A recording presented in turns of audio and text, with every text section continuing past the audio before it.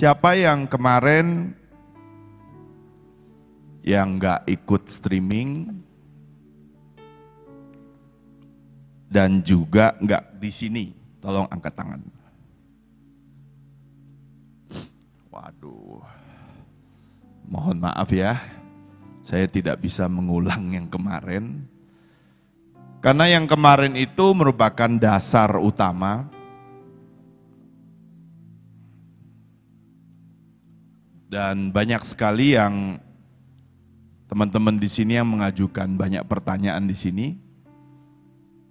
Dan saya sudah berjanji akan menjelaskannya hari ini. Jadi bagi yang belum sempat kesini kemarin dan juga belum mendengar lewat streaming, saya berharap setelah ini tolong coba dengarkan rekamannya. Jadi Bapak dan Ibu bisa mengerti kenapa saya harus sampaikan ini. Ya. Jadi kalau nanti disampaikan nggak ngerti, iya aja dulu, ya terima dulu. Oke. Hari ini yang saya mau tampilkan judulnya adalah The Power of Brokenness. Ya. Mungkin bagi banyak orang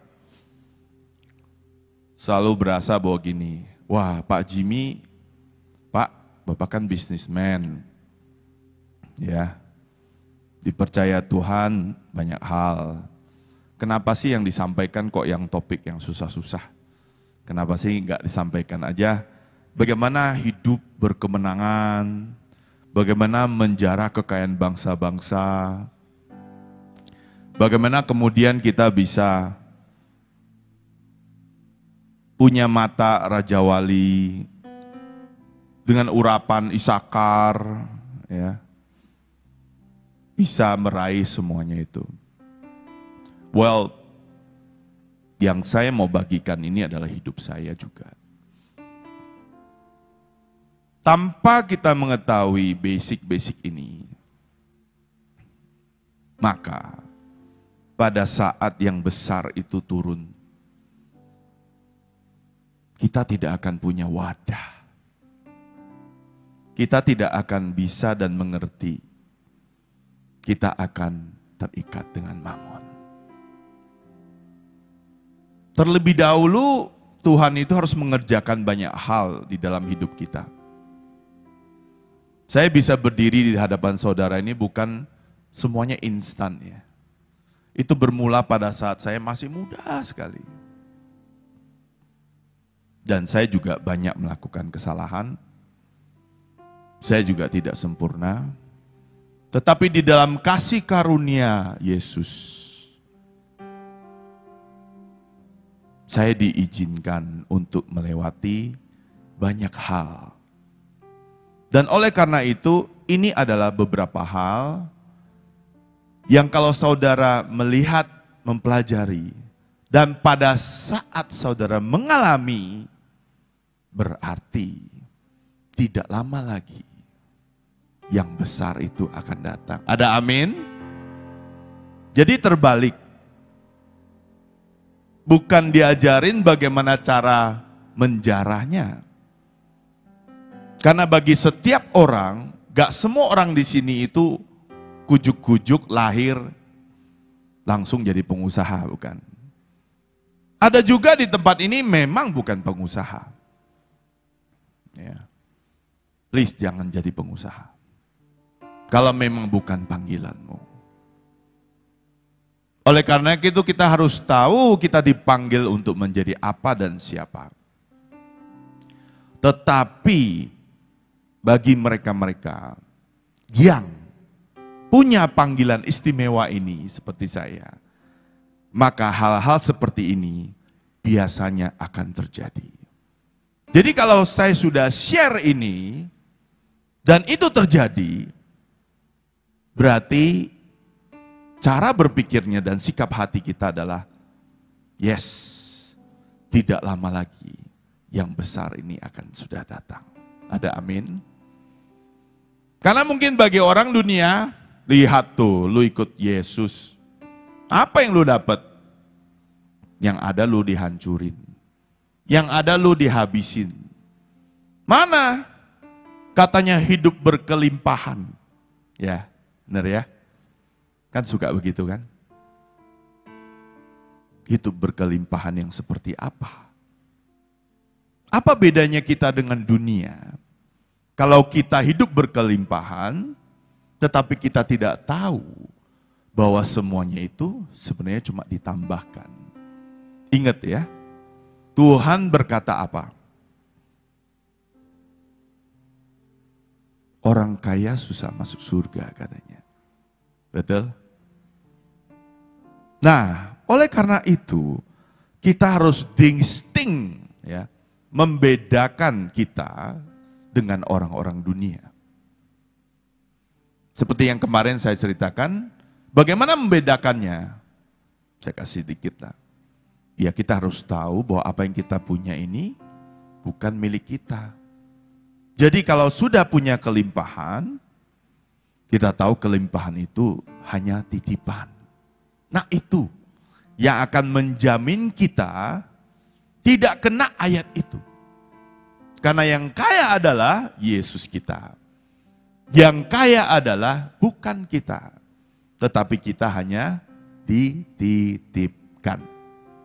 Itu the real treasurers of God. Bendahara-bendahara sejati dari surga. Nah, kita kemarin cerita bahwa apapun yang sudah terjadi, itu sudah dibayar oleh Tuhan Yesus di atas kayu salib. Amin. Kasih karunia-Nya cukup buat kita. Betul? Kita sudah terima kuasa itu. Keselamatan, pengampunan, dan semuanya. Tetapi itu adalah awal. Itu adalah the beginning. The beginning of us. And the covenant yang Tuhan berikan untuk kita. Tetapi that is not yet the ending. Ya. Dimulai dengan sebuah jaminan, dimulai dengan sebuah kasih karunia yang berkata, mulai sejak engkau terima aku nak, maka semuanya itu sudah ada. Tetapi mulai dari saat itu, semuanya bermulai. Kalau bagi yang kemarin datang atau kemarin ikut streaming, saya share hidupnya Yusuf, betul? Yusuf begitu lahir namanya sudah begitu banyak arti dan destiny. Ya. Luar biasa. To add, increase, harvest, together. Wow, itu semua sudah ada artinya. Dari akar kata, dari kata yang ini. Ibaratnya secara destiny itu sudah komplit. Di awal. Betul?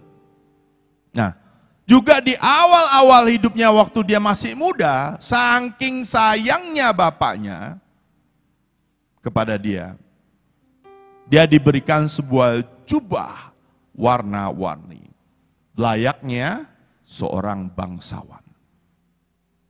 Betul ya? Nah, tetapi apa yang sebenarnya merupakan pengertiannya? Bahwa Tuhan bukan hanya memberikan nama, tetapi juga memberikan jaminan. Apa bedanya dengan kita? Waktu itu Tuhan Yesus belum turun. Pada zaman kita di perjanjian baru, Tuhan Yesus sudah ada di dalam kita. Berupa Roh Kudus-Nya. Betul? Itu link kita ke surga. Link kita ke Tuhan Yesus. Itu yang membedakan kita. Oleh karena itulah dia harus dijamin. Untuk apa dia harus dijamin? Nah, di dalam kisah hidupnya Yusuf atau Joseph, kemarin saya sempat bahas banyak, bahwa saya Awalnya saya tidak percaya. Kok ada orang hampir sempurna, ya, seperti Mr. Joseph ini.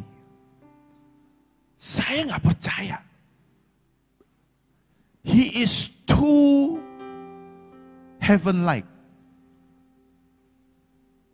Pertanyaan itu kemudian dijawab oleh Tuhan kepada saya dengan diberikan sebuah buku yang disebut Kitab Yasar atau Kitab Orang Jujur. Ya.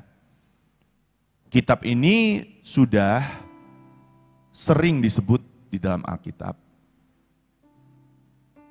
Tetapi pada tahun 18 sekian itu dicabut. Tetapi menurut saya, dan apalagi pada saat saya bertanya kepada Tuhan, ini buku tiba-tiba muncul, saya percaya inilah jawabannya.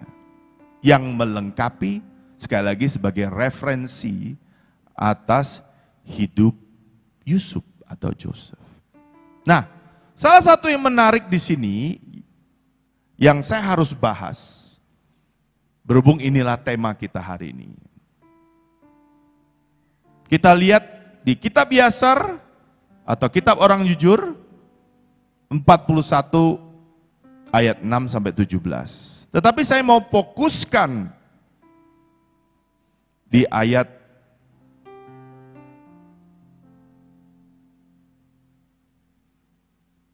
6.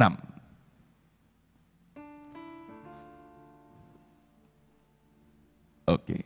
Ketika Yosef melihat kekuatan saudara-saudaranya dan kebesaran mereka, dia memuji dan meninggikan mereka. Namun dia menganggap dirinya lebih besar dari mereka dan meninggikan dirinya sendiri di atas mereka. Dan Yakub, ayahnya, juga menyayangi dia lebih daripada semua anak laki-lakinya, karena dia adalah putra pada masa tuanya.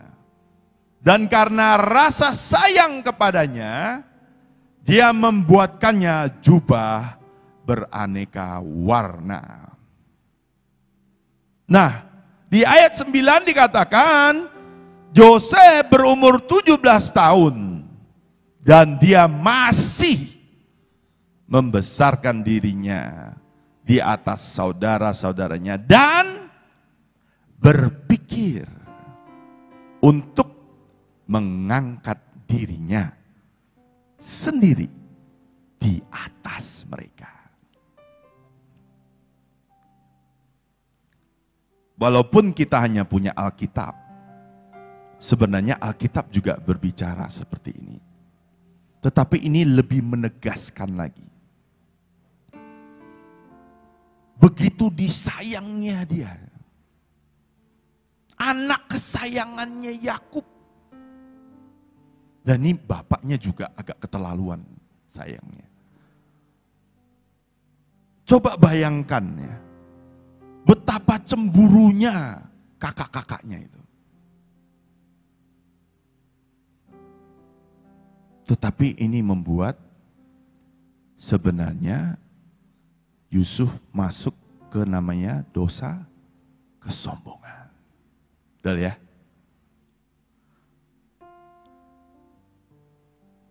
Udah anak kesayangan, dikasih jubah kebangsaan warna-warni, apa enggak komplit tuh? Nah, inilah topik kenapa saya sebut the power of brokenness, yang pada akhirnya juga menghabisi hidup seorang Yusuf, yang juga pernah menghabisi hidup seorang Jimmy Budiarto, yang juga mungkin suatu hari harus menghabisi bapak dan ibu yang ada di tempat ini. Kejam ya Pak. Tergantung. Kalau kita mengerti arti daripada kasih karunia, maka sebenarnya itu tidak kejam. Itu baik. Asalkan kita tahu untuk apa dan kenapa. Ya. Untuk apa dan kenapa. Yuk. Bro, kita putarkan video itu. Ini biar nggak ngantuk ya. Ini ada sebuah video yang sangat ekstrim. Tapi ini bukan isi khotbahnya. Tapi saya mau kita semua menyaksikan video ini dan berpikir, selalu ingat seberapa orang itu harus dibikin sampai seperti itu, baru dia benar. Oke. Bisa.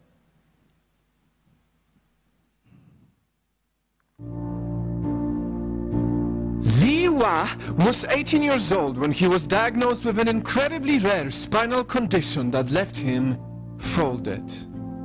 It is hard to imagine a life like this, but he had to live seeing the world upside down for 28 years. 3 parts of his body looked connected. He ate, bathed and slept like this, spending most of his life in physical and mental pain. And worst of all, because of the crazy complexity of his condition, every doctor declined to operate on him. They were afraid to take a real risk because any surgery in his state could simply kill him. 个地方讲得好，就带他出治，都没有效。 But his mother didn't want to see her son live like that. Even after 28 years, she never stopped believing that one day he can live a normal life and walk among us. So they traveled the whole China trying to find a doctor who's brave enough to save her son. Year after year with no success until finally they met Dr. Tao Huiren, the only doctor who was willing to take a risk and unfold Li. It took 2 weeks for Dr. Tao to come up with a plan, and the plan itself sounded insane. They needed to break his bones and then reconstruct them. 他的手术是一个非常有挑战性的手术，从我们医疗的技术角度，它是一个珠穆朗玛。 It took 4 crazy operations, breaking bone after bone. Every single break could kill him. But being folded for so many years deep inside, Li was ready to take that risk. It took days for the surgeries and years of believing they could work. Li's mother could have given up over the years. Dr. Tao could have given up like other doctors, and the folded man could have given up and simply end his life. But none of them did. That's why what you're about to see is a miracle. After almost 3 decades of never-ending pain, misery and hope, the impossible became possible. The folded man is no longer folded. It is so humanly beautiful to see him like this. Just try to imagine for a second living your life folded, seeing the world upside down, not being able to lie on your back, relying on your mom for everything. 我自理以后，就是看到新卫疗给我治比以前老了很多了，头发也白了，看到至少过意不去。他也不愿意一辈子叫我了，所以想把这个病早点治好，早点减轻他的负担了。 It is beautiful that a person who lived among us, yet never been given a regular life, finally can walk with us. A folded man who saw the world upside down can unfold and look up to the sky with his head held high. May his story show us that when people around us don't give up on us, and most importantly when we don't give up on ourselves, the impossible can become possible.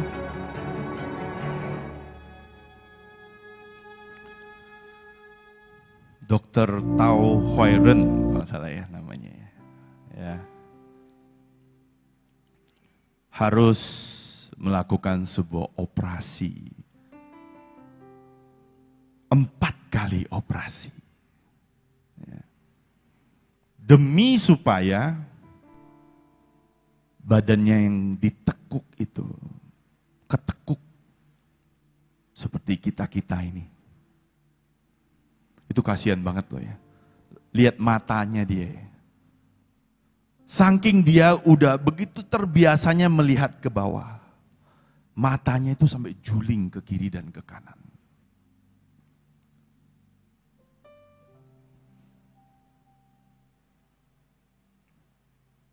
Ada yang nggak ngerti nggak pesan daripada video ini? Tolong angkat tangan. Nanti habis ini konseling sama saya.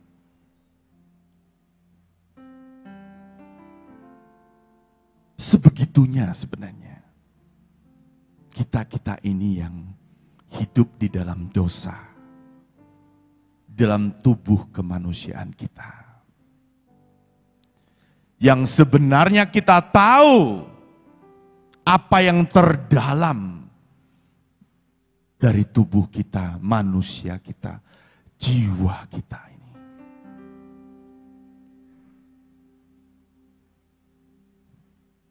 Dan pada saat kita menerima kasih karunia ini, maka perlahan-lahan God needs to operate us supaya kita kembali tegak, supaya mata kita kembali melihat ke atas, supaya tubuh kita yang sudah dihancurkan itu direkonstruksi ulang. Ada amin? Siapa yang di sini yang mau direkonstruksi ulang? Angkat tangan. Oh, ada yang tidak angkat tangan karena bobo. Tetapi saya salut dengan semua di sini yang angkat tangan. Salut saya. Do you know how painful it is? But is that good for you? Pada akhirnya kita semua harus lihat teman kita Lihua ini. Mungkin dia lebih pantas untuk khotbah di sini. Sayang dia orang China ya. Kalau ke China cari bu orangnya bagus. Cari kesaksian keren. Mungkin dia lebih pantas daripada saya. Karena dia physically merasakan itu. Kalau dia kemudian ikut Tuhan atau ikut gereja bawah tanah, sermon ini bagus sekali kalau dia yang bawakan. Apa yang dia rasakan bertahun-tahun. Dan bagaimana kemudian bagaikan Bapa dan Yesus mengoperasi sampai dia bisa berdiri tegak, direkonstruksi ulang sampai tidak ada lagi bentuk manusia lama kita. Ada amin? Tetapi ingat ya guys, kasih karunia Tuhan itu cukup. Bukan karena kekuatan kita. Kita hanya tinggal menerima. Bukan melarikan diri. Sebab kasih karunia-Nya cukup. Pada akhirnya Lihua toh berdiri kan?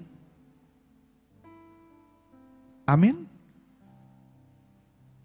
Pada akhirnya Tuhan berkata, keselamatan daripadaku, aku sudah bayar. Engkau adalah milikku. Betul atau betul? Bukankah itu janji Tuhan? Bapak dan Ibu. Tetapi apakah kita seperti Lihua?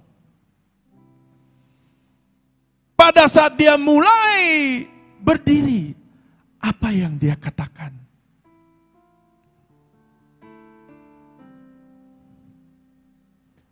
Dia katakan, betapa Aku bersyukur. Aku pengen cepat sembuh. Supaya apa? Supaya aku bisa menjaga mamaku.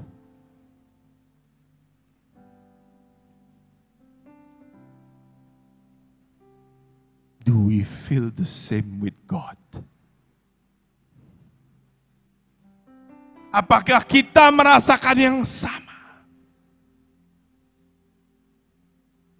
Pada saat tadinya kepala kita yang melihat ke dalam. Dan hanya tahu diri kita aja. Yang sebenarnya menyiksa kita. Tetapi pada saat kita dioperasi, sedikit demi sedikit. Apakah kita seperti Yusuf yang kemarin? Tuhan menyingkirkan ular dan kalajengking ibaratnya. Tuhan berkali-kali menyelamatkan. Tuhan bahkan lewat mamanya berbicara, nak pergi ke Mesir. Tetapi berkali-kali dia toh tidak mendengar. Bukan hanya dia tidak mendengar. Sebab itu sakit. Betul?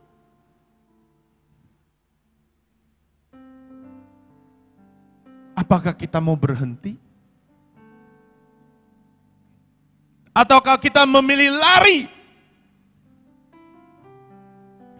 That's what define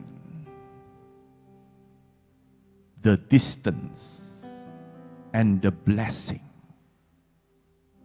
yang Tuhan bisa kasih kepada Bapak dan Ibu di tempat ini.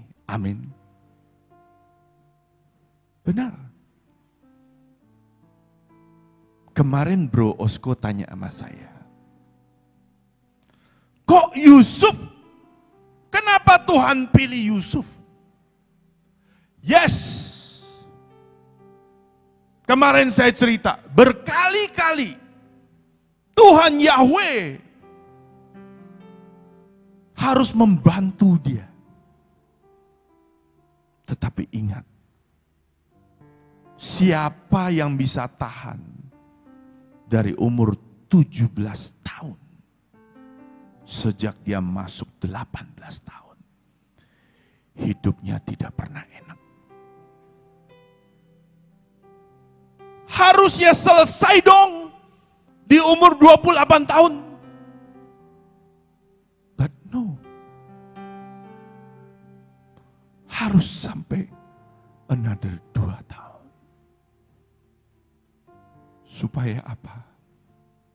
Genap. Supaya apa? Badan lu tegap. Supaya apa? Lu punya kekuatan. Supaya apa? Supaya pada akhirnya lu tahu bahwa ini bukan manusia. Tapi ini Tuhan. Supaya lu bisa bersyukur. Meskipun yang lu alami itu pahit. Dulu saya pernah share di sini ya. Bitterness, mamre. Siapa yang bilang itu bukan dari Tuhan? Tuhan mengarahkan lewat malaikatnya. Baca kitab Yasar. Mengarahkan Yusuf untuk bertemu dengan saudara-saudaranya. Tuhan tetap walaupun membantu Yusuf, menyelamatkan Yusuf, tapi Tuhan tetap panggil itu Ismail itu, lu ke Mesir ya. jika kita tahu dan mengerti apa arti ini, maka oleh kasih karunia-Nya, oleh anugerah-Nya,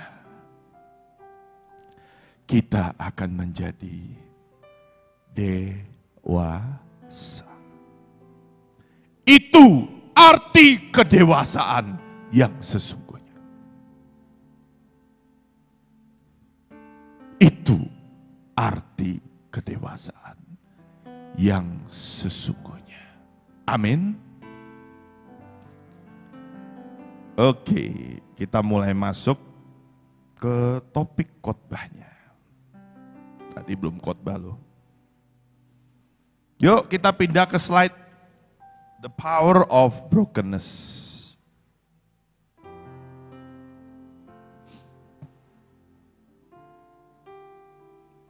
Matius 5 ayat 4. Berbahagialah orang yang berduka cita, karena mereka akan dihibur.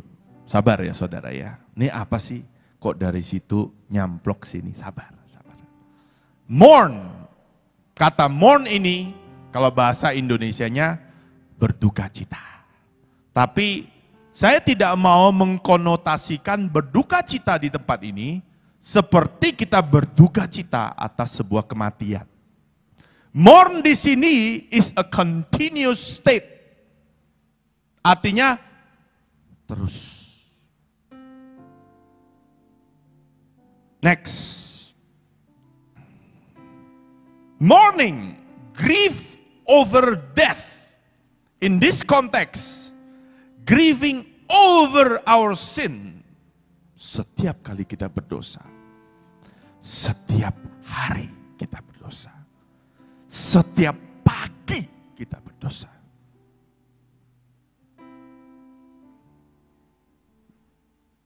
Waktu kita bangun pagi, please mourn over your sin. Kemarin saya begini Tuhan, ampuni aku Tuhan. Ini beda ya konteksnya ya. Saya bukan mengajarkan kita menjadi melo, bukan. Tetapi tanpa sikap hati ini, kita tidak bisa sadar. Kita harus terus menyadarkan diri kita. Yes, kasih karunia Tuhan sudah cukup. Yes, dosa itu bukan karena kita lagi, tetapi sudah diampuni, betul? Tetapi setiap pagi, setiap hari, kalau kita tidak bisa menyadari ini,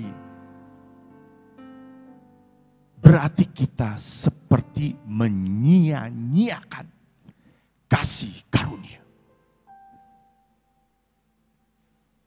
Itu yang menjadi masalah tentang orang-orang yang menyebut grace.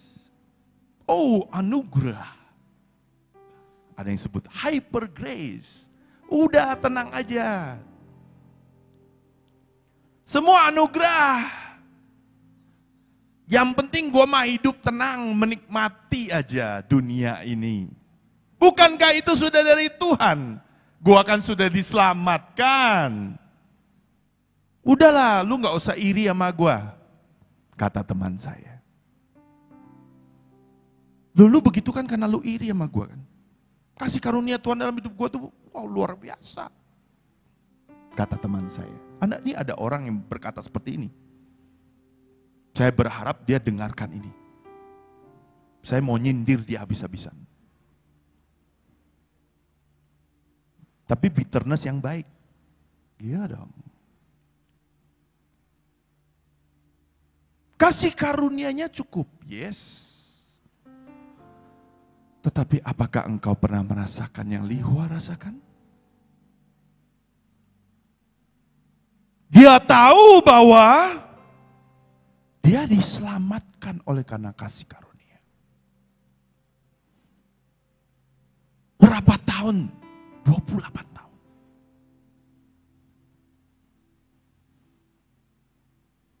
Nah, ada teman saya juga yang di tempat ini bilang, Memang ya kadang-kadang itu kita nggak boleh langsung ke perjanjian baru katanya. Harus mengalami dulu perjanjian lama katanya. Saya pikir-pikir ada benernya juga sih. Karena perjanjian lama is all about achieving. Ya. Achieving artinya usaha kita.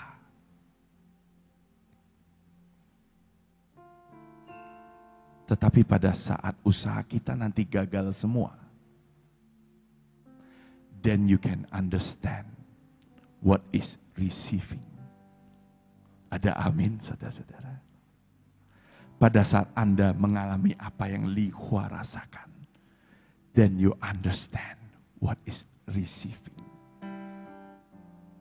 Baru lu itu ngerti. Lu bahkan malu. Kalau gue berkata, gue mau enjoy. Malu gak sih? Lu itu sudah diselamatin. Gue tahu lah. Saya tahu kita semua manusia yang berdosa. Yang hanya mementingkan diri kita sendiri. Tapi bisa gak sih kita malu? Malu yang positif. Bukankah dia sudah mengorbankan nyawanya buat kita? Tidakkah kita pernah bertanya, Tuhan, terima kasih. Dari cinta kita kepada Tuhan. Bukankah kita harus bertanya, Tuhan terima kasih atas semuanya. Apa? Dengan apa? Kan ku balas ya Tuhan. Harus dengan apa? Kan ku balas ya Tuhan. Dengan kita santai-santai di rumah. Dengan hanya menikmati kasihnya. Stay at home. Itu yang namanya orang menerima kasih karunia. Sikap hati yang seperti apa? Yang sepatut dan sepantas harus kita berikan kepada Tuhan kita.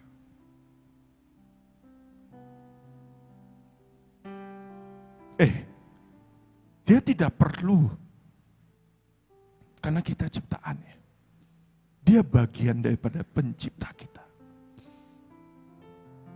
Kenapa dia gak menghabisi aja kita semua? Dia pernah melakukan itu kok. Kenapa kita itu perlu dibuat serupa dengan dia?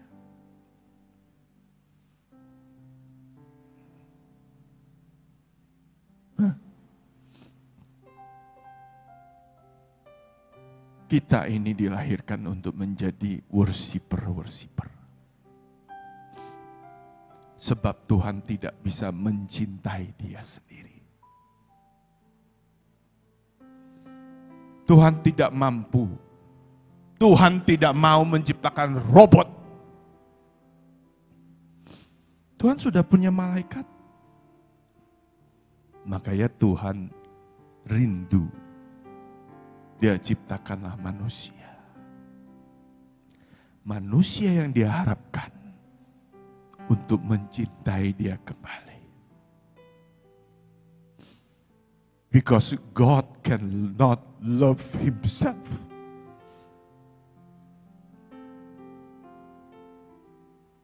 Tetapi, apa itu cinta? Cinta itu artinya apa sih?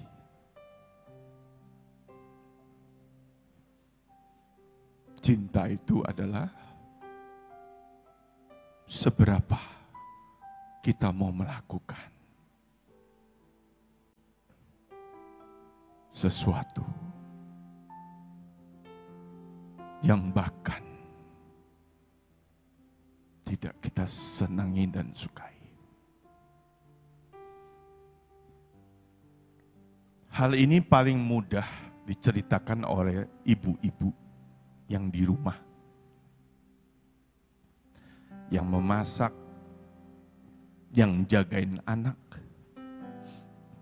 Yang tiap hari harus mikirin, nih anak-anak gue harus gimana, sekolah online kayak apa, ngajarin Pancasila,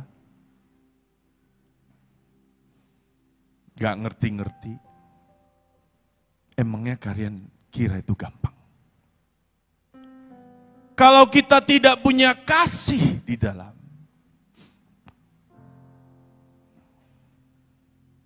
apa bisa? Nah, gak bakal bisa. So if we love somebody so much, because of His grace that have saved us, apa yang kita lakukan? Pernah gak kita bertanya, bahkan berdoa, Tuhan, apa yang harus aku lakukan hari ini? Setidaknya itu satu cara to show how mercy,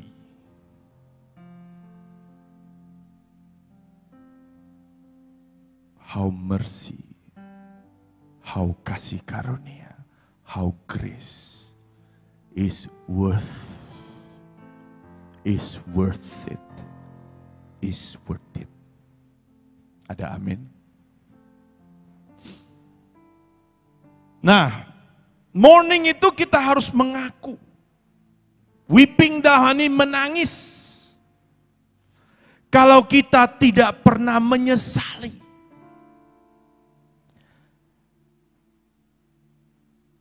Ya, ibaratnya ya, Tuhan tuh luar biasa. Dia bahkan sudah tahu hati kita.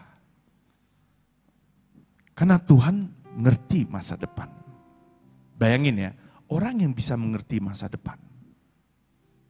Pasti tahu pada saat ini sebenarnya did he really mean it? Nanti saya akan ceritakan. Pada waktu saya berkata, Tuhan ampuni aku ya. Terus Tuhan berkata tidak. Enggak. Iya nak, kasihku cukup. Engkau sudah kuampuni. Besok dosa lagi. Wow. Pak, tapi kan katanya kasih karunia dan anugerah, Pak. Ya betul. Tapi apa gak pantas sih kita tiap hari mencoba untuk menyesal? Sampai kita pada akhirnya suatu titik nih ya, oleh karena anugerah dan keajaibannya, ada satu perubahan dalam hidup kita. The decision is still coming from you. The grace is from God. Jadi kasih karunia Tuhan memang dari Tuhan untuk kita. Amin. Tetapi keputusan itu tetap harus datang dari kita. Suatu keputusan itu harus ada usahanya. Lah ini salah satu usahanya. Gak bisa garanti itu berhasil atau enggak. Karena yang bisa garanti hanya Tuhan Yesus. Tapi setidaknya usahalah guys. Kita aja kok bisa ngocehin orang kok yang gak usaha. Ya, nanti kita cerita. Nanti malam saya akan ceritakan tentang namanya usaha. Next. Ngaku itu sebuah hal. Tapi kalau kita bisa terus-terus berduka atas dosa kita ya, sekali lagi ya. Baru kita bisa menuju kedewasaan rohani. Next.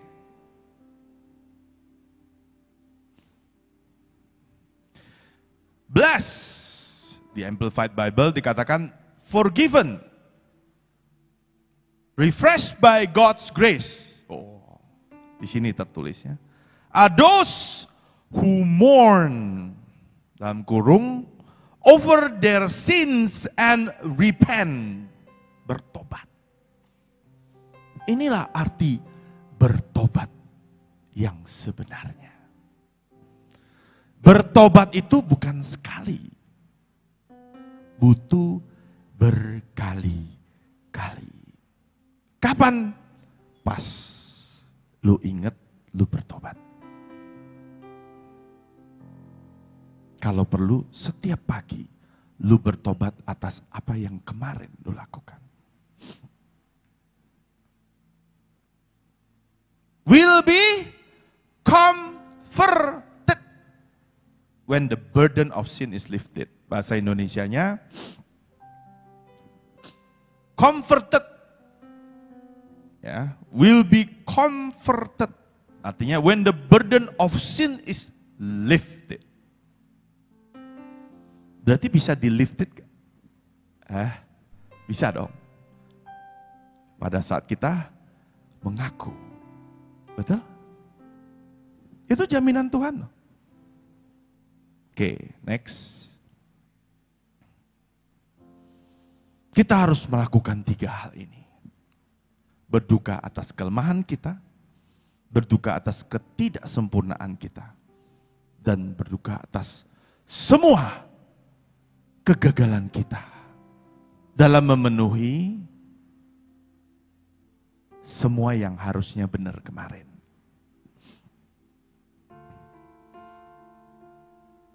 Next, langsung aja ke bahasa Indonesianya. Tetapi di dalam anggota-anggota tubuhku, aku melihat hukum lain yang berjuang melawan hukum akal budiku dan membuat aku menjadi tawanan hukum dosa. Yang ada di dalam anggota-anggota tubuhku, aku manusia celaka. Siapakah yang akan melepaskan aku dari tubuh maut ini? Next. Nah, Paulus ini orang yang sudah mencapai satu tingkat kedewasaan rohani yang luar biasa. Seorang rasul perjanjian baru. Ya. Dan dia terus di dalam perjanjian baru. Kalau kita baca tentang Rasul Paulus, hampir bisa dikatakan setengah atau lebih daripada apa yang dikatakannya. Sampai dia berkata apa? Mati adalah sebuah keuntungan.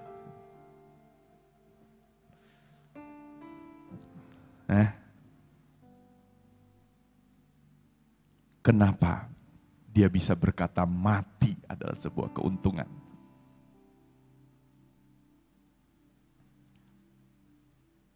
Karena hanya pada saat state itu, maka we will not sin again.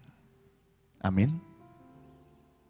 Bagi dia, kematian itu sama sekali bukan kerugian.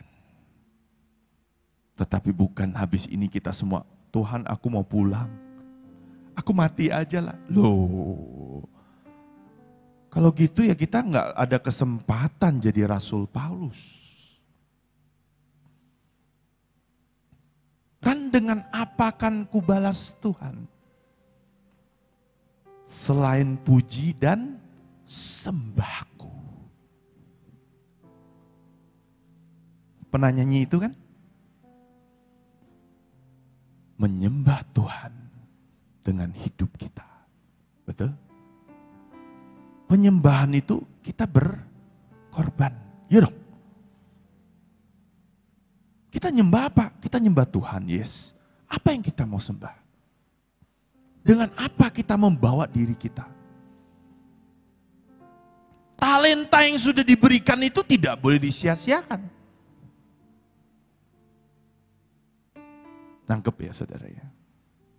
Ini berat sih. Ya disuruhnya bawa ini ya saya coba. Gitu. Saya dari tadi itu berdoa, Tuhan ini berat banget Tuhan, mampukan. Lumayan lah, saya masih melihat wajah Bapak dan Ibu melek, ikut saya nangis. Saya bahagia. Ini jam-jam susah. Ya. Tapi hebat loh, menteleng kabeh mata nih. Ya.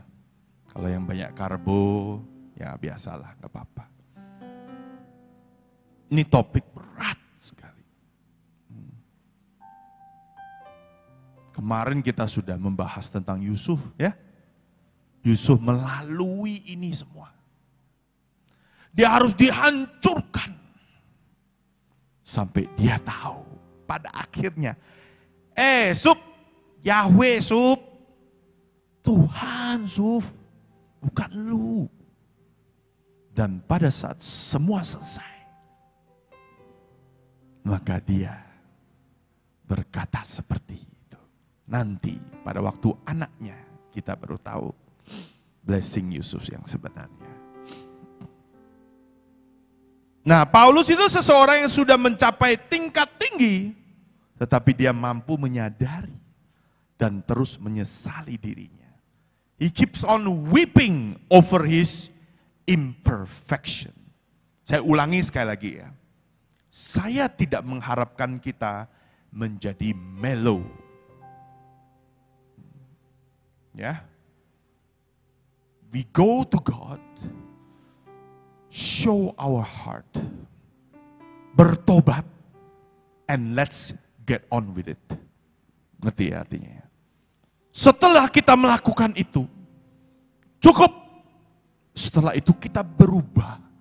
Karena bukan hanya weepingnya, tetapi yang penting perubahannya. Kita aja bisa ngomong gitu kok. Misalnya nih, kayak saya nih tukang judi. Dulu. Ya. Bolak-balik gitu aja. Jatuh lagi. Kalah 10 juta kurang, 50 juta kurang. Bolak-balik diampuni. Bukankah suatu hari nih, mungkin ya bahasanya ya. Ini benar-benar terjadi sama saya nih. Saking gila judinya. Pada saat saya kemudian sudah mulai sadar, selesai saya kuliah. Selesai loh. Nah, waktu itu saya minta tolong sama mama saya. Mah, tolongin saya terakhir kali. Karena mama saya yang memberikan saya cukup uang, sangat cukup. Itu Yohana saksinya, istri saya. Untuk sekolah, makan secukupnya. Kipas angin tambahan, cuma kipas angin. Nah, waktu itu saya ngomong sama mama saya, Mah, dari ijazahku, aku pengen les jadi broker saham. Ini maaf nih ya, saya tidak menjelekkan profesi ini. Sekali lagi saya disclaimer dulu, yang broker-broker saham yang ada di tempat ini maupun yang ada di streaming, saya tidak menjelek-jelekkan profesi ini. Tapi ini saya. Ya. Begitu saya berkata seperti ini, mamaku langsung bilang, aduh Jim, judi lagi. Lu ini udah bertobat loh. Loh Mah, aku gak mau judi. Itu jadi broker beneran. Main saham. Dapat komisi.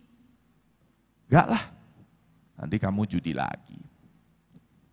Sebegitunya.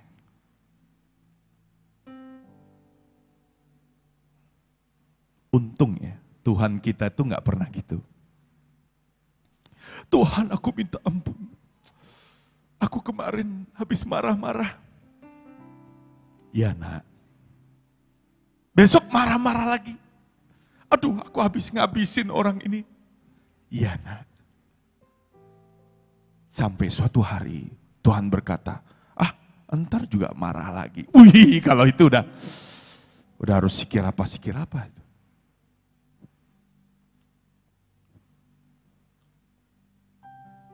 Your action,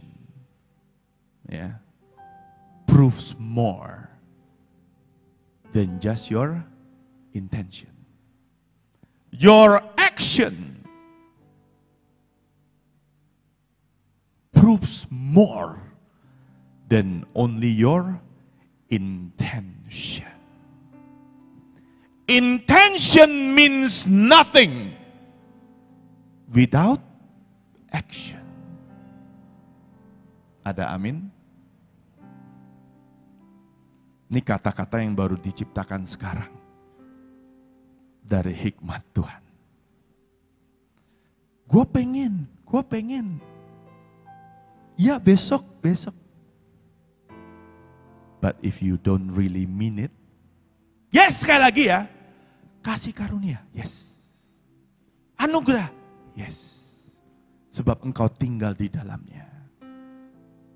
Tetapi kalau tidak ada niat yang menjadi sebuah tindakan, kita aja nih manusia ya, bisa bilang, alah. Dari mana dong bisa kita seperti itu? Dari Tuhan. Ingat, jangan menggunakan kekuatan kita. Kayak kemarin ada siapa tuh yang nanya di situ. Saya bilang, Bu, jangan pakai logika. Tapi jangan lawan itu. Karena itu embedded. Caranya gimana? Berdoa sama Tuhan. Tuhan bilang, puasa nak. Puasa! Tuhan bilang, lakukan apa? Lakukan. Taat. Tuhan bilang, kenapa engkau punya logika? Karena ini. Makanya kunci pertama yang harus dimiliki oleh kita ini manusia baru adalah kemampuan kita untuk berkomunikasi dengan Tuhan. Banyak cara kok.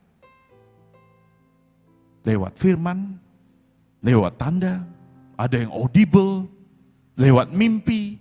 Jangan pernah berkata ya, saya belum bisa dengar Tuhan kayak Pak Jimmy.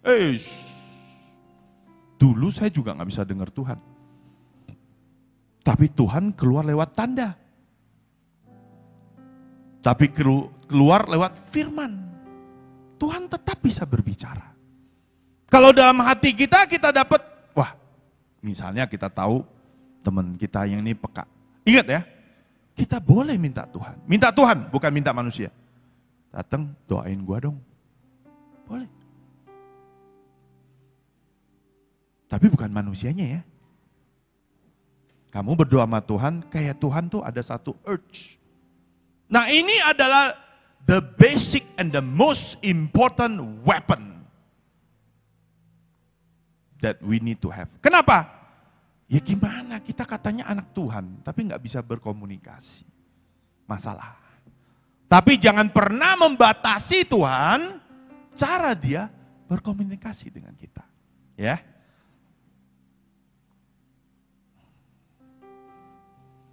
Next, saya tahu bahwa terkadang saya ingin berbuat baik. Terkadang saya gagal. Kata Paulus. Nah, jikalau ada orang yang memberitahu Anda bahwa setelah percaya Tuhan itu, Anda tidak akan mengalami masalah lagi, itu bohong. Ya, next. Nah ini sangat bagus di bahasa Inggrisnya. For godly sorrow, wow. Ada ya, sorrow that is godly. That is in accord with the will of God. Ini 2 Korintus. Rasul Paulus. Berarti benar ya. There is a godly bitterness. produces a repentance without regret, which lead to salvation. But worldly sorrow, wah ternyata ada godly sorrow, ada worldly sorrow. The hopeless sorrow of those who don't believe produces death. Bahasa Indonesianya, sebab duka cita menurut kehendak Allah menghasilkan pertobatan yang membawa keselamatan dan yang tidak akan disesalkan. Tetapi duka cita yang dari dunia ini menghasilkan kematian. Next. Udah hampir jam 9.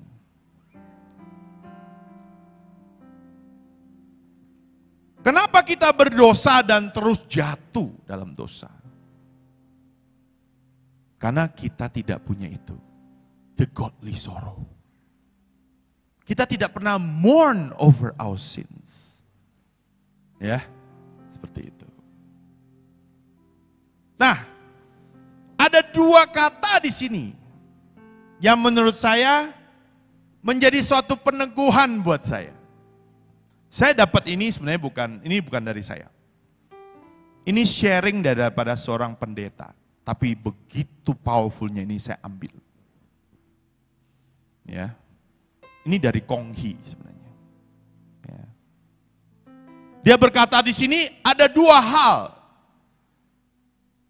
Ada sebenarnya dia bilang 4 C's. Ya. Tapi saya membahas 2 C's di sini. Number 1 is conviction.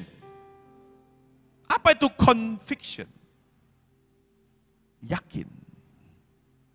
Aneh. Di dalam grup kita ini, kita punya teman ya, yang sering dikonselingin pernikahan sama semua orang di dalam grup ini.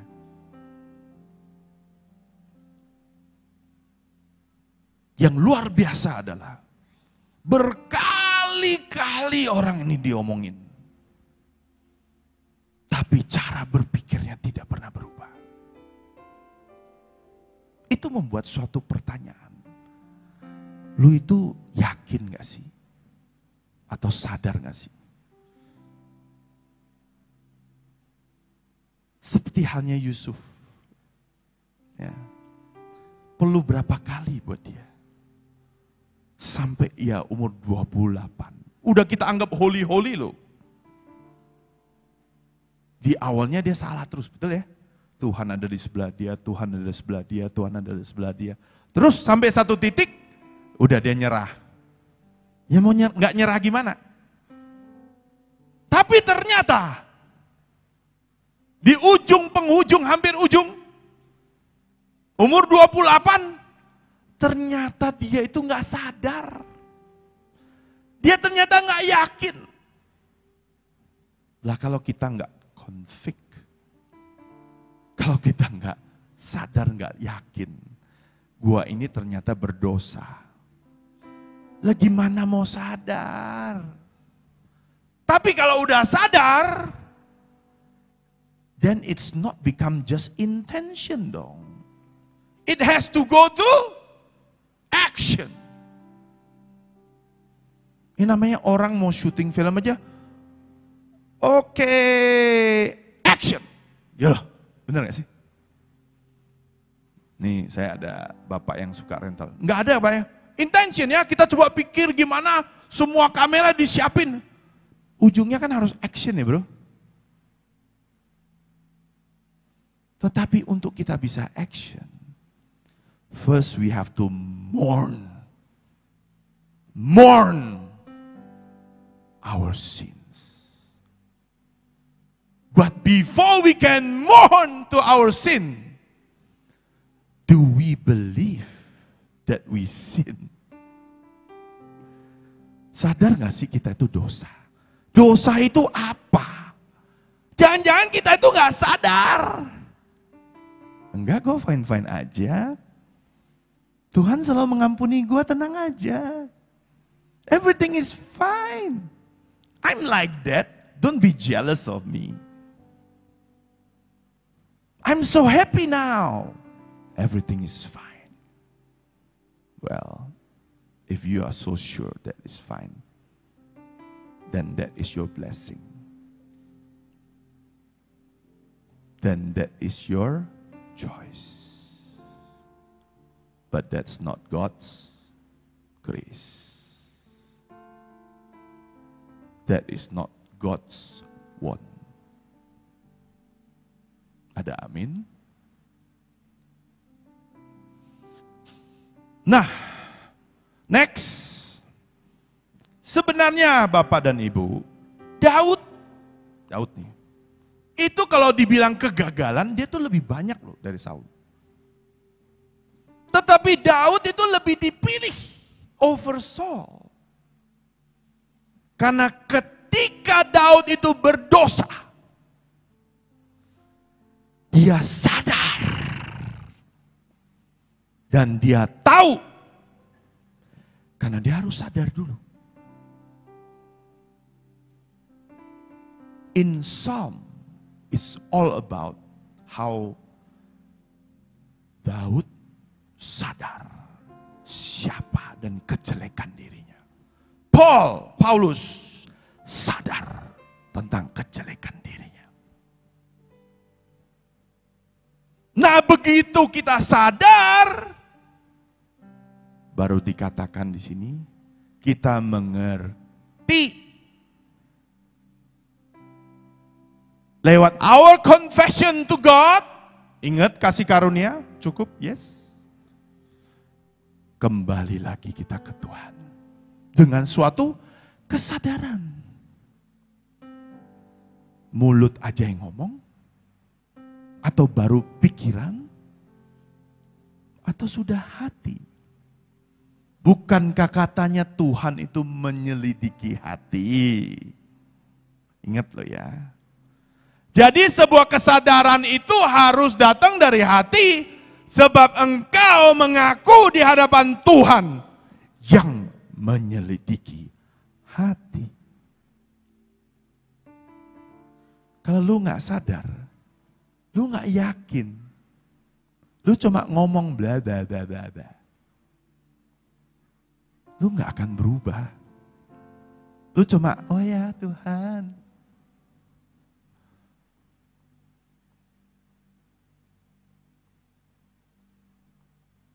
Ada amin saudara-saudara? Ada amin saudara-saudara? Mari kita semua termasuk saya bertobat setelah ini.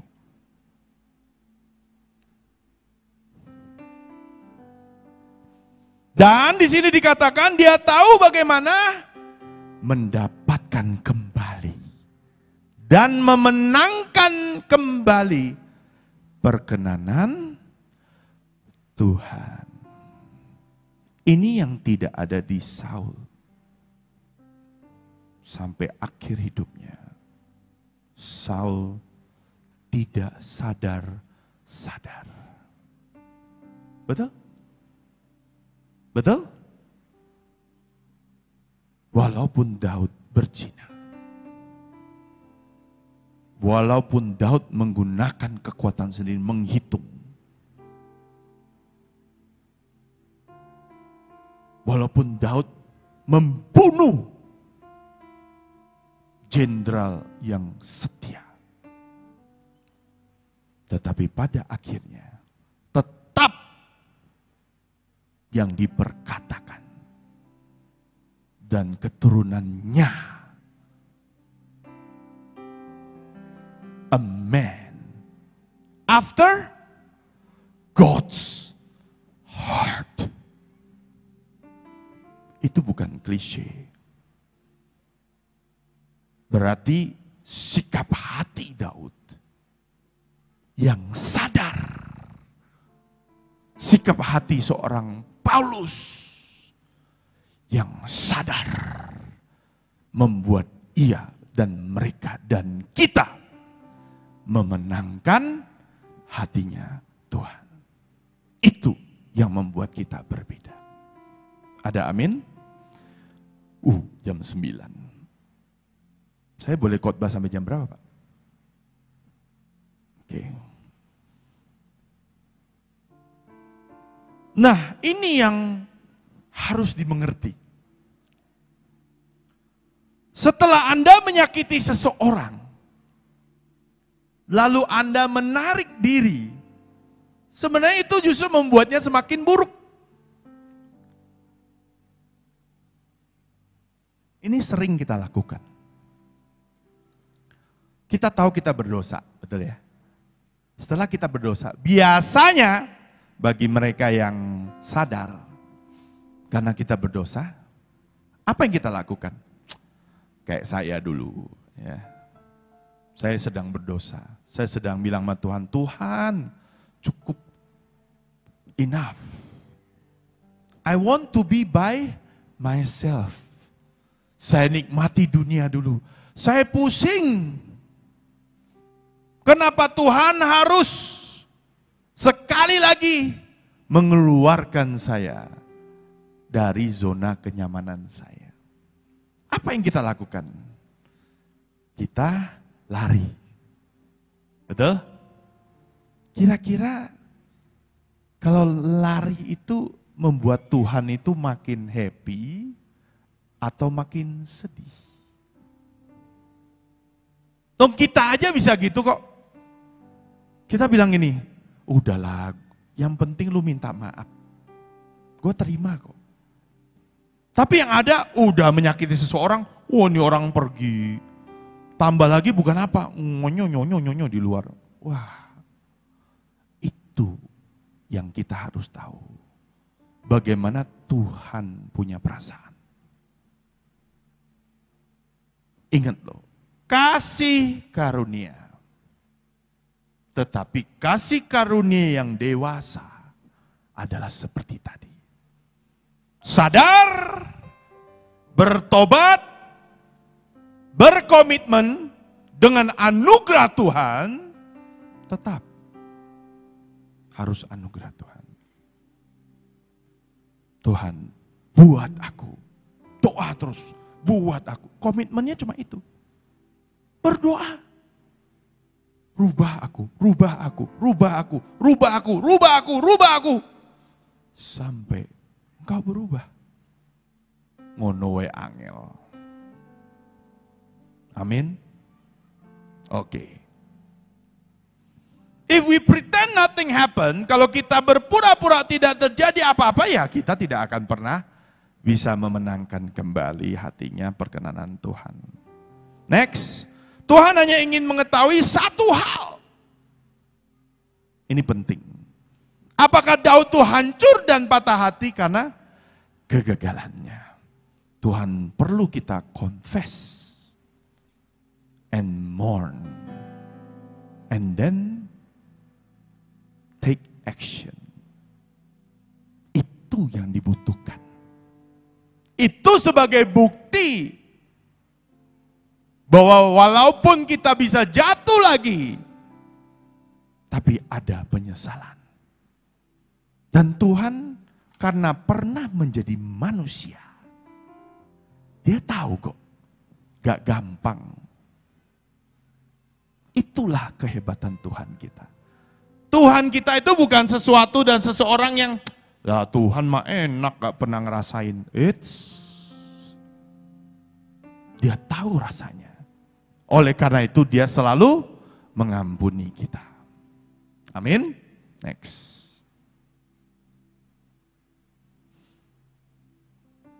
Bahasa Indonesianya Mazmur 51 ayat 4. Terhadap engkau dan terhadap engkau sajalah aku telah berdosa dan melakukan apa yang kau anggap jahat. Supaya ternyata engkau adil dalam putusanmu, bersih dalam penghukumanmu. Nah, conviction, next. Strongly convinced, kita harus yakin. Kin. Next. Kita harus yakin dengan kuat bahwa kita itu sudah berdosa terhadap Tuhan. Bahwa kita sudah menghancurkan hatinya. Sebab jika tidak yakin akan dosa itu, pertanda bahwa kita sebenarnya tidak benar-benar bertobat.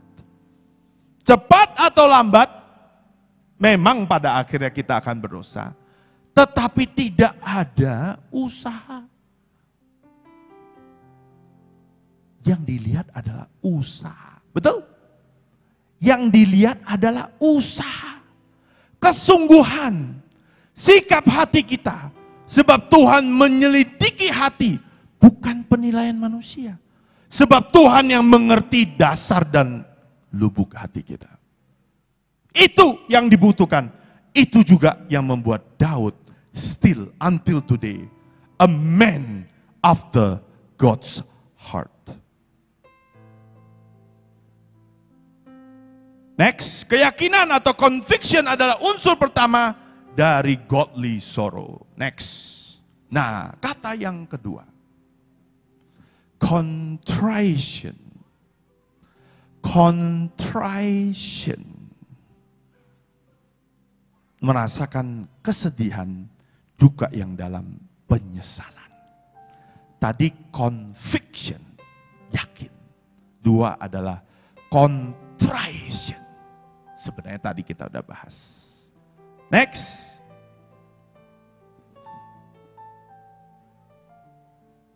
My only sacrifice to God is a broken spirit. A broken and contrite heart. Ya. Broken with sorrow for sin, thoroughly penitent. Such, O God, that you will not despise. Bahasa Indonesianya, korban sembelihan kepada Allah ialah jiwa yang hancur. Tadi kan saya bilang berkorban ya. Penyembahan. Hati yang patah dan remuk yang tidak akan kau pandang hina. Ya Allah. Next. Ini ya kunci yang membawa orang percaya kembali kepada Tuhan. Jiwa yang hancur dan hati yang menyesal. Bukan melo ya, tetapi menyesal.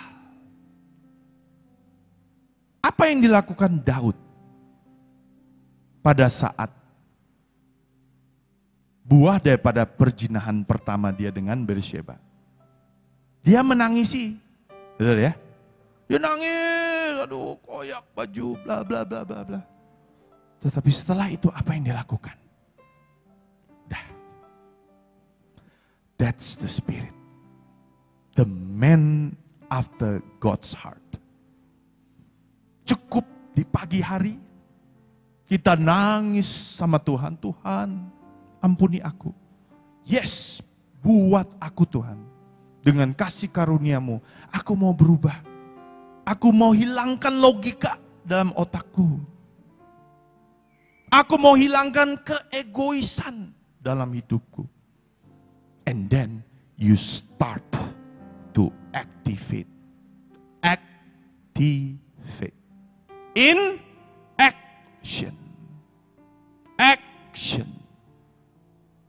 Action. Not just intention.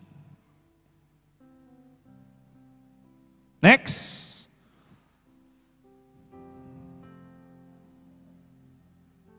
Saat hati kita yang bertobat tidak hancur. Dan meskipun Tuhan akan selalu mengampuni. Ini adalah tanda yang paling pasti sebenarnya bahwa kita itu sebenarnya belum bertobat. Next.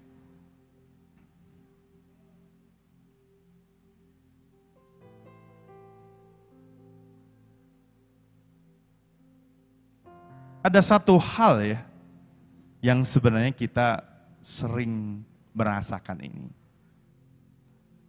Kita itu sering apa tuh namanya ya? Menyia-nyiakan sebuah kasih karunia. Seakan-akan bahwa Tuhan itu had no choice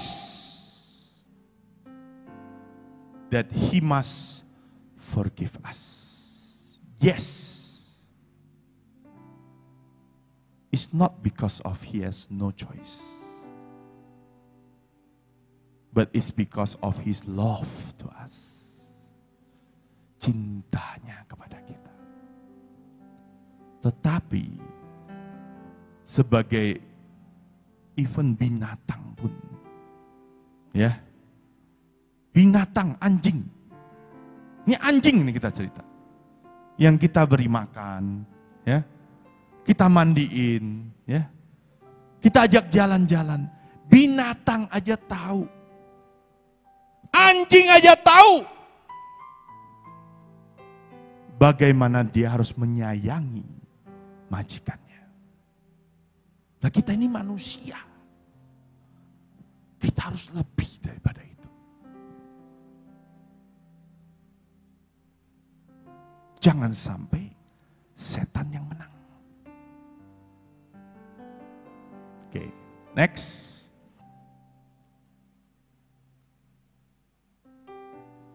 Tujuannya apa pada akhirnya? Ya. Hati yang hancur remuk. Supaya kita memiliki hati yang benar-benar rendah hati. Sehingga semua rekonstruksi ulang daripada Tuhan. Untuk kita pada akhirnya mencapai destiny kita terpenuhi. Seperti Yusuf memenuhi destiny-nya. Next.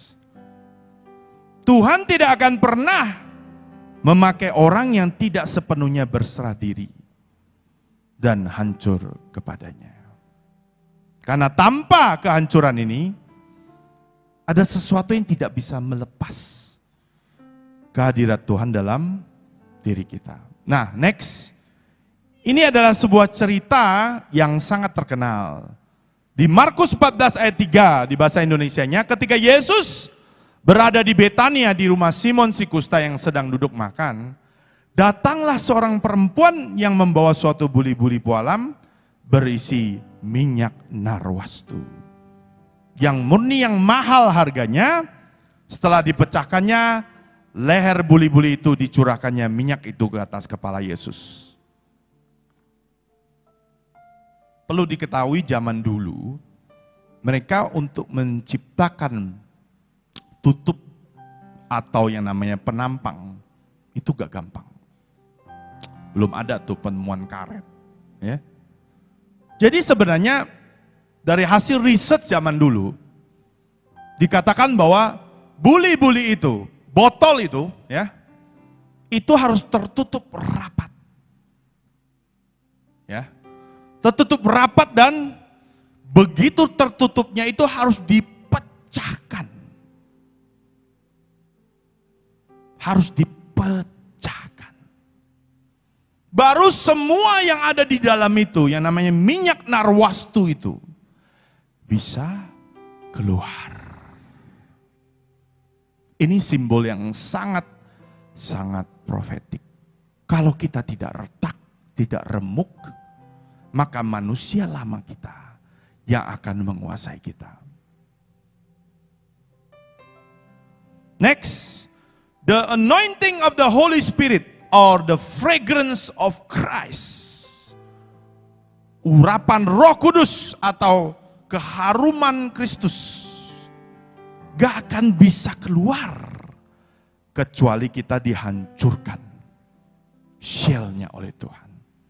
Next, the hard shell, botol itu harus terlebih dahulu dihancurkan. Yang mengeras, yang keras kepala, yang pemberontak dan egois. Itu tidak mungkin membuat kita melewati apa yang Tuhan mau. Sebab itu terlebih dahulu harus dihabisi. Next, tanpa kita hancur, kita tidak bisa disentuh oleh hadiratnya. Tidak bisa melepaskan hadirat Tuhan. Dan tanpa hancur, kita tidak bisa digunakan secara luar biasa oleh Tuhan. Saya percepat aja ya. Ini udah ngantuk. Ya. Seperti Yusuf. Yusuf harus dihancurkan selama 12 tahun.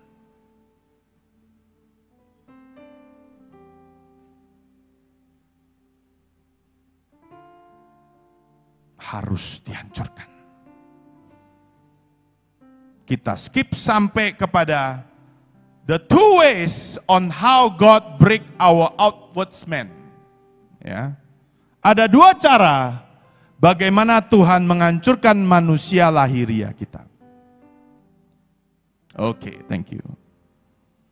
Number one is gradual breaking.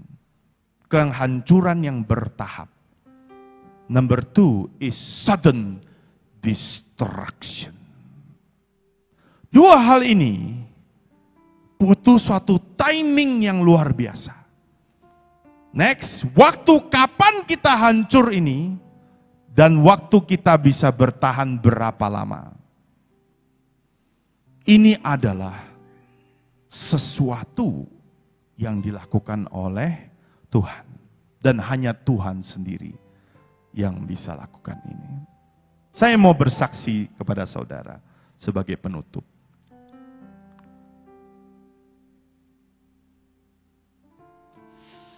Sampai tahun lalu pun, Tuhan masih menghancurkan saya. Saya pernah bersaksi di Cirebon, saya bilang gini, seperti halnya Yusuf.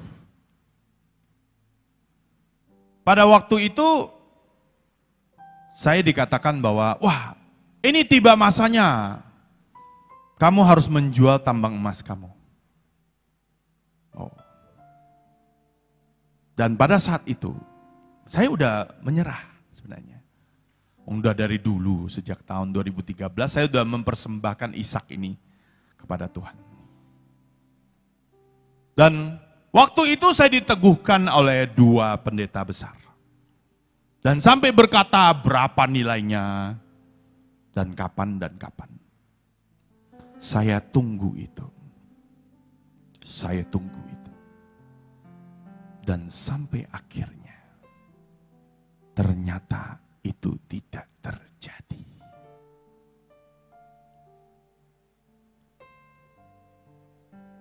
Tapi seperti Yusuf, ternyata saya mendumel. Tuh, ini hambanya bener gak sih? Di otak saya. Kedua, ini Tuhan ini lagi mempermainkan saya ya. Ini aku lagi susah nih Tuhan. Ini Jimmy Budiarto. Yang kalian tahu dan kalian kenal dan kalian dengar sering bersaksi. Andalkan Tuhan. Dengar Tuhan. Percaya kepada Tuhan. Tapi sampai detik terakhir, ternyata tidak ada bedanya dengan Yusuf. Tetap Jimmy Budiarto yang tidak mengerti, komplain sama Tuhan. Tetapi komplain saya sudah berbeda dengan gaya dulu, tapi tetap komplain.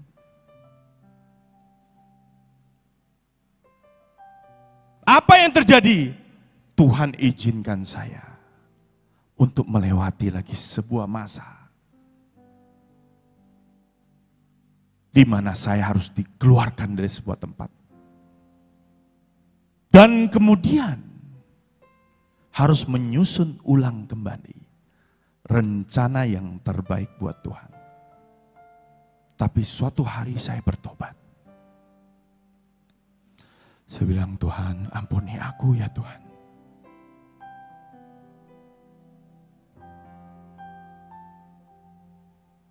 perbuatlah sebagaimana yang engkau tahu dan engkau mau. Perbuatlah apa yang pantas bagi engkau. Ini adalah milikmu. Ini adalah milikmu.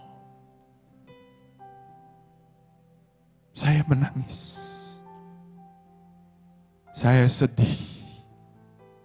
Saya malu banget di hadapan Tuhan. Seorang yang dikatakan punya iman dan sering mengajari orang lain bagaimana punya iman, ternyata toh bisa jatuh juga. Apa yang saya share ini bukan slide biasa. Ini hidup saya. Ini adalah hidup Yusuf. Tetapi saya mau saksikan kepada saudara. Setelah saya pada saat itu sadar. Setelah saya mengaku dosa di hadapan Tuhan. When I'm convinced. When I'm contrite. The miracle start to happen. Tiba-tiba ada seorang teman saya. Di saat itu, sebenarnya saat-saat yang tidak mungkin. Lalu dia berkata kepada saya, "Bro, ada yang mau beli company lu?"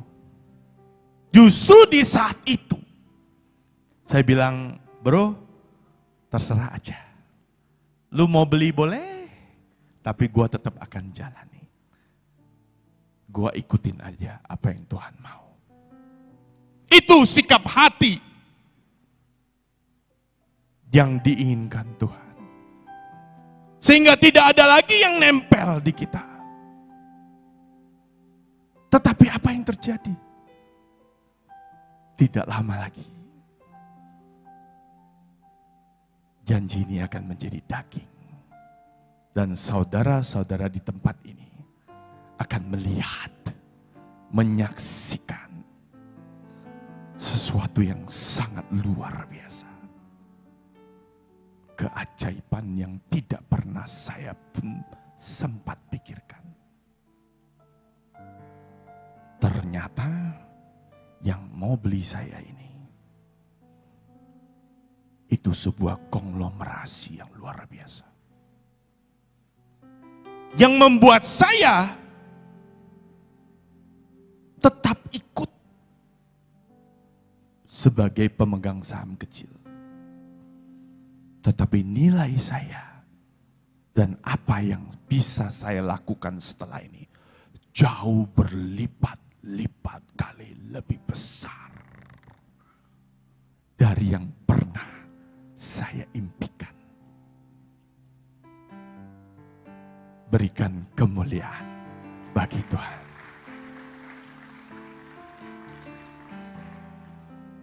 Berlipat-lipat kali ganda. Sampai saya pun tidak percaya. Bukan tidak percaya karena saya tidak percaya. Ini benar gak sih Tuhan? Ini beneran. Kok bisa?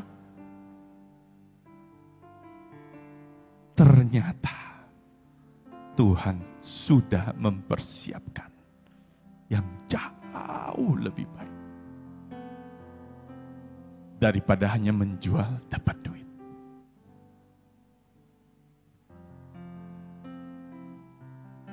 Ya karena ini public company saya tidak boleh cerita dulu. Tapi karena ini public company atau TBK, nanti beritanya akan muncul.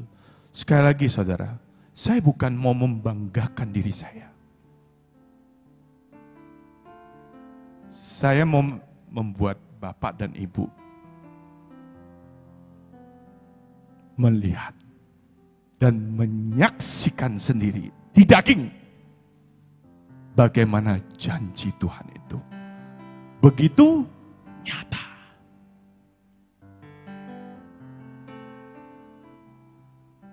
Ada amin? Saya belum cerita lagi soal tambang nikel saya. Jauh lebih cepat daripada apa yang saya pernah bayangkan. Semua rencana Tuhan selesaikan in less than 2 years. Gila. Itu kalau bukan Tuhan gak bisa.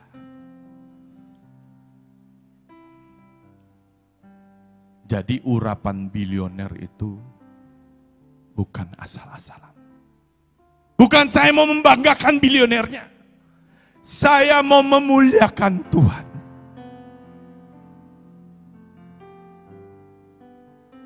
It's not being a billionaire. It's how magical. How the miracle. How the grace, bagaimana kasih karunia itu cukup membuat kita hidup dalam